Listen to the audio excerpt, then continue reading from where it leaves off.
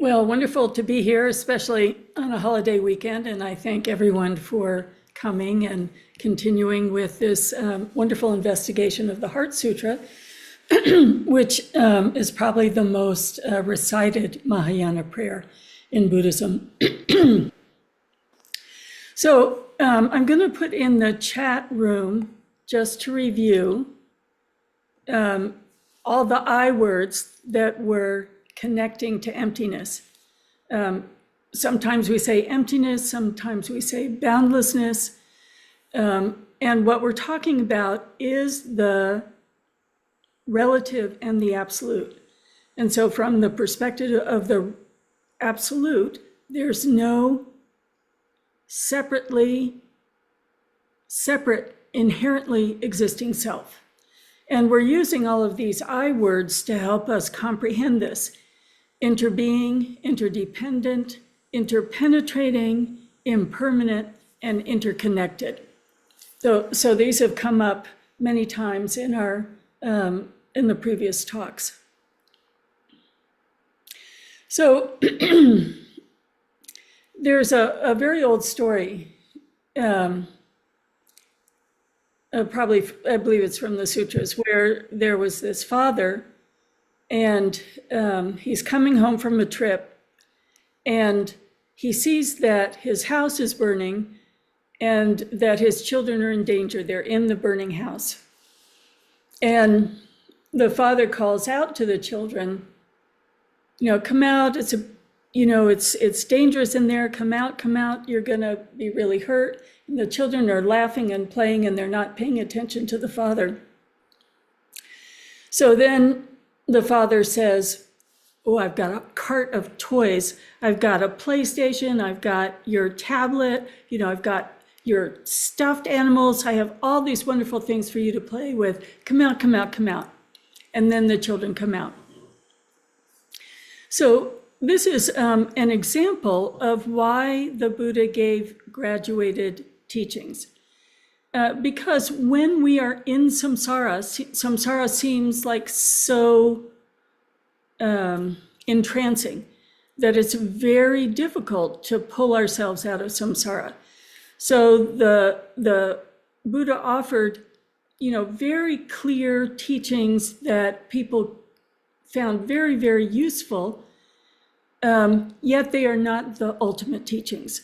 So this is the come out when you're hurt. You can use these teachings and things will get better, yet it was not ultimate teachings or definitive teachings.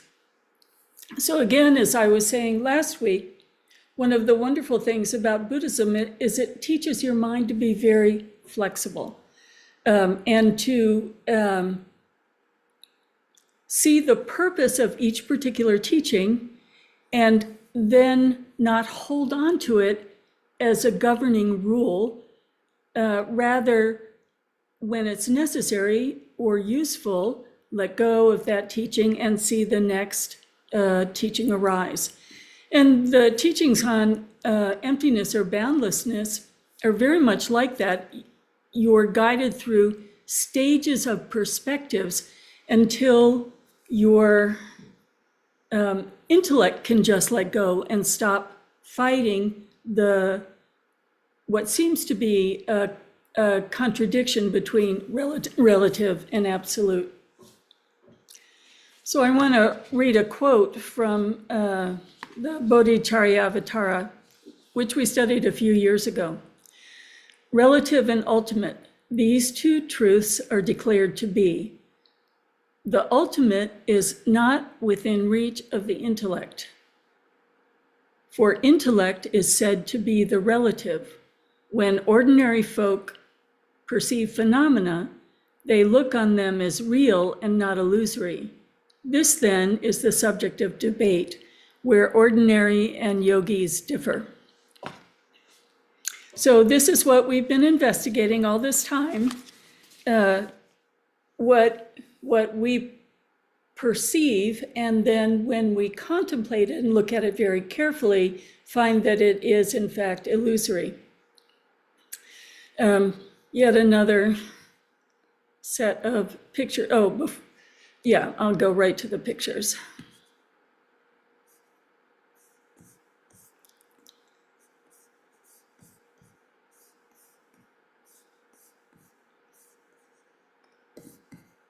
And it is not picking up. All right, I'll try again.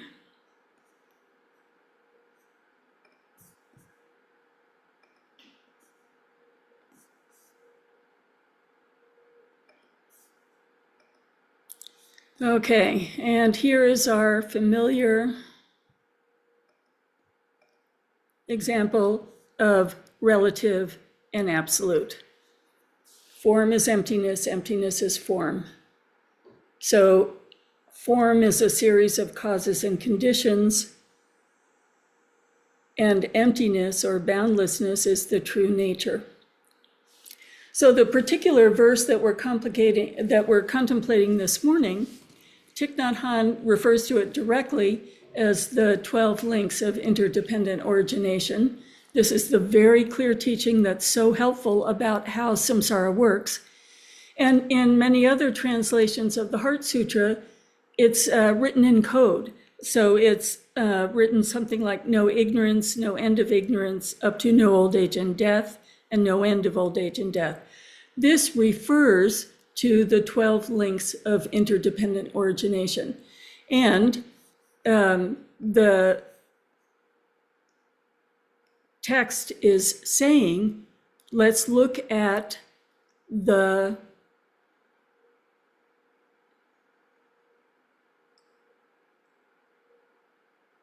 perspective of relative and absolute that's presented in the 12 links of interdependent origination. Let me go to the next slide. So we usually look at the 12 links of interdependent origination with this wonderful picture of the wheel of samsara. And this is painted on the walls of the entrance of every monastery. So just as you're going in, you're seeing this depiction of samsara and how samsara works. And so what we're looking at is a wheel of how samsara perpetuates itself. And I'm not going to teach this in detail because you'd want to spend quite a long time on it, but there's some parts of it that will seem very familiar to you. So at the center of the wheel is, okay, this is what it's all about. It's about ignorance, or the pig, interacting with the rooster, or attachment, or the snake, that is anger. And that our ignorance is always giving rise to the poisonous emotions and causing us to act in ways that takes us deeper and deeper into confusion. So on the right side, you see all of these people going deeper and deeper into confusion. But when we start to understand it, on the left side, you see people climbing out of their confusion. So we find ourselves in samsara, really subject to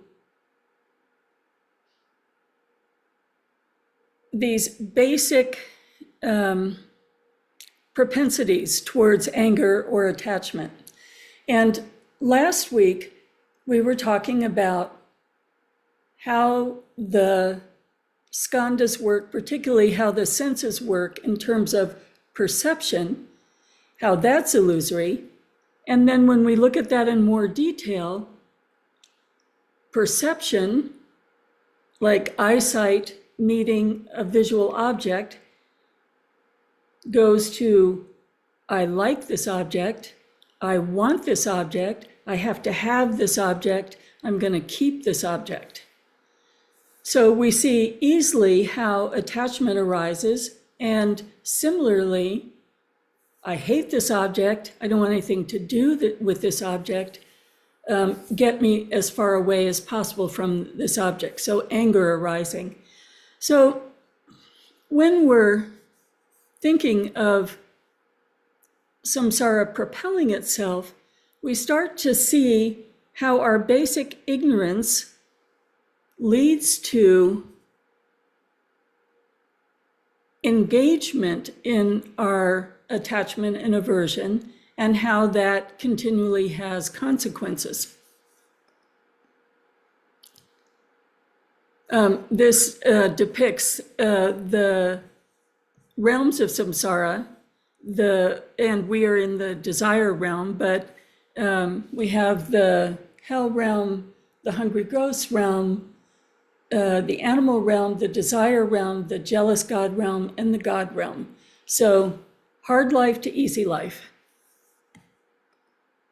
And then along the edge of the wheel is how it actually happens. So we start with number 1 is a depiction of ignorance, confusion. In confusion, now we have a potter making a pot. So the confusion leads to action. So the potter is forming the pot. Our lives are formed by our confusion. And then the consciousness jumping around, the next life being formed, first in the womb, then the skandhas being formed, and then birth. The next few examples then depict in detail, let's just say how addiction works. There's contact, there's an arrow hitting the eye, and then there's the attachment and aversion arising, and then the movement to grasp it. So you see in number 9, the person moving to grasp the fruit. And that's when our karmic seed is planted, which then moves to becoming the pregnant woman, birth, and old age and death. Then our ignorance propels us into the next life, in which we're experiencing the karma of the previous life, and we're starting to form karma that results sometimes in circumstances in this life and sometimes in later lives. And it's depicted as a wheel, so we see how it just becomes self-perpetuating. So here you see in the very center the ignorance, attachment, and aversion, and around the outer edge is all these stages of the 12 links of interdependent origination. And then holding the wheel is Yama, the god of death. So essentially, when we're looking at this from the perspective in the Heart Sutra, no ignorance, no end of ignorance, or the emptiness of the 12 links of interdependent origination, what the Heart Sutra is saying is, in relative reality, we are subject to causes and conditions. This wheel is going to keep on going, propelled by ignorance, anger, and attachment. Imagine it as like an electric wheel. It is essentially propelled by ignorance, as though that's the electricity that makes it move. Once we have removed ignorance, the whole wheel stops. It's just out of power, it's gone. Then, at that time, we're no longer subject to causes and conditions, and we are dwelling in the absolute. So then we start to see, oh, these 12 links of interdependent origination that I can see, they're explaining samsara to me, and they're explaining how to get out of samsara to me. They're explaining if I conquer addiction and aversion and if I conquer or drop entirely ignorance, the whole system stops. So it can't be inherently existing because it absolutely dissolves into the absolute when ignorance is removed. And each of the links is dependent on the other links. So, imagine it as this wheel. If you take one of the links out, then it just stops working. So from all of these perspectives, we see this teaching that is so helpful in terms of understanding samsara and how we are propelling ourselves in samsara, drops away completely when we liberate ourselves from ignorance. So again, it is not an inherently existing thing. It's something that is in the relative realm of causes and conditions, in the realm of samsara. So this is one of the major teachings in Buddhism, in Mahayana Buddhism. And again, you can see when the Heart Sutra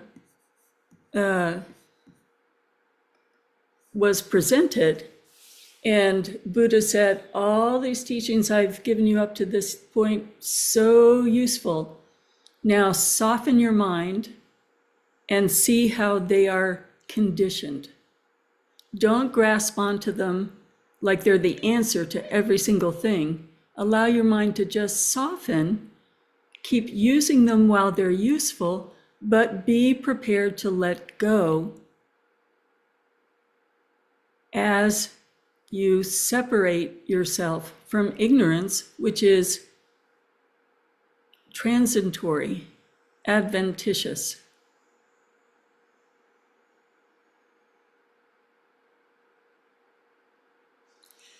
So I want to repeat the verses that we started with and then add a few more verses from Shantideva. And as I'm doing this, think about how this is softening the grasping of views and certainty and righteousness. I know this is true. I experience this way. I know, how I get more addicted and how to get unaddicted. It's useful until it's not. We have to let go of the life-saving raft. Relative and ultimate. These are the two truths are declared to be. The ultimate is not within reach of the intellect, conceptuality. Our conceptual mind grasps on to how samsara works. Let's solve it. Let's figure out a way not to suffer it. There's got to be a way to get out of this trap into just feeling great. No more suffering. For the intellect is said to be the relative. When ordinary folk perceive phenomena, they look on them as real and not illusory. This then is the subject of debate, where ordinary and yogis differ. The intellect cannot solve samsara. We cannot make it suffering-free. What we can do is see its illusory nature, and the more we see its illusory nature, the less suffering arises. But if the mirage is the mind itself, what then is perceived by what? The guardian of the world himself has said, the mind cannot be seen by mind. Our intellectual mind can't dwell in the absolute. The mind cannot be seen by mind. In just the same way, he has said, the sword's edge cannot cut the sword. But you say, it's like the flame that perfectly illuminates itself. The flame, in fact, can never light itself. And why? Because the darkness never dims it. So we keep thinking that the practice as we define it intellectually will one day become the absolute. And this last verse is so very important. The flame, in fact, can never light itself. And why? Because the darkness never dims it.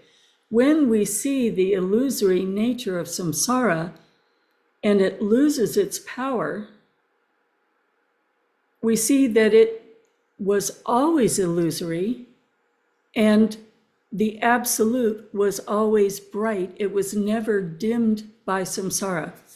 It's like seeing a child having a nightmare and waking the child up.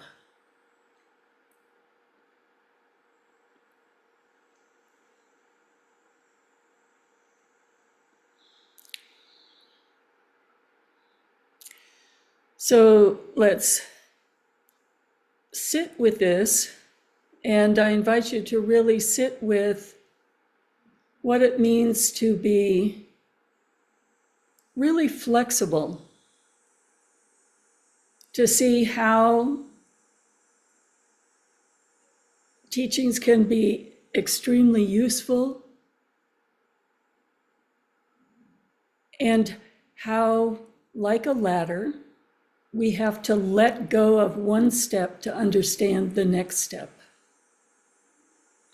So Buddha is saying to his disciples, there are all these things that are useful on your way out of samsara.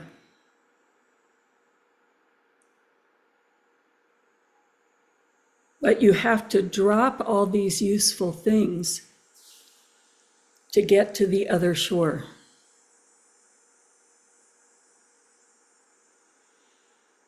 Let's take a few minutes.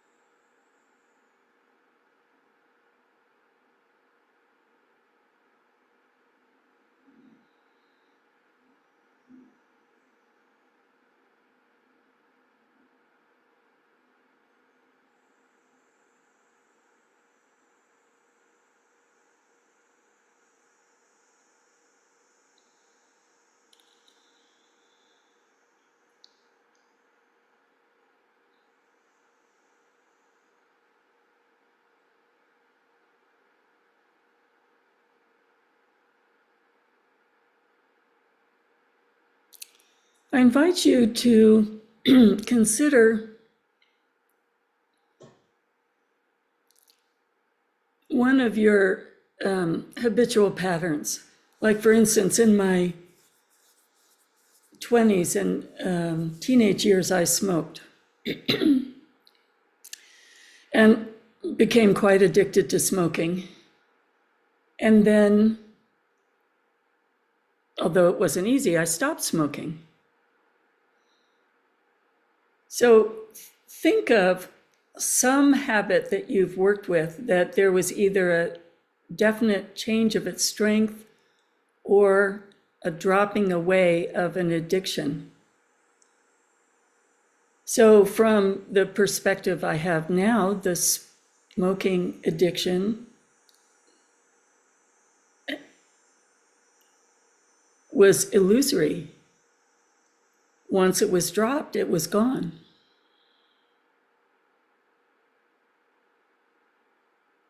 It doesn't exist anymore. Think of one way you can personalize this where you can see the chain of a habit driving you. And then when you worked with it and it's gone, it's as though from the perspective you have now was a passing moment. It's simply not there.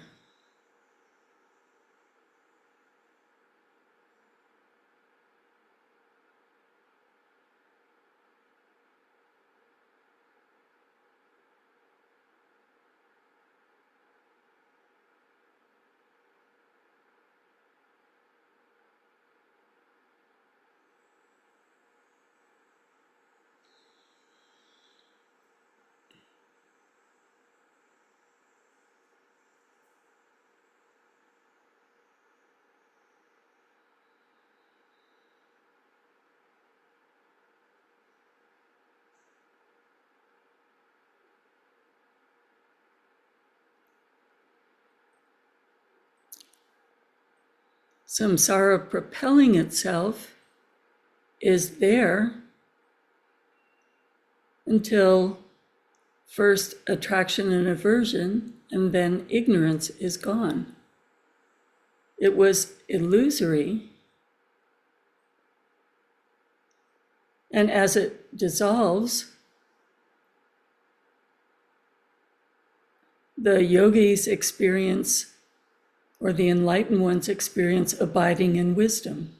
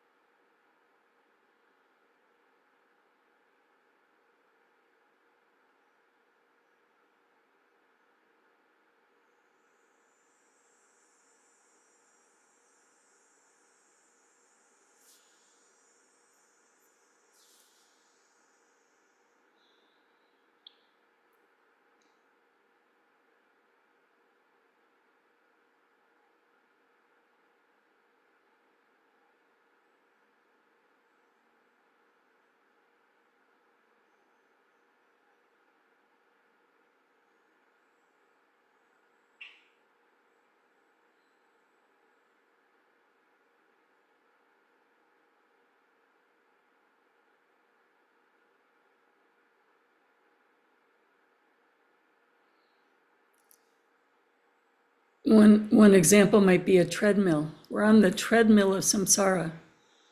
We press the stop button, and it stops. Okay, we will dedicate this and stop the live stream and then have a Sangha discussion. Bodhicitta, excellent and precious mind, where it is unborn, may it arise. Where it is born, may it not decline, but ever increase higher.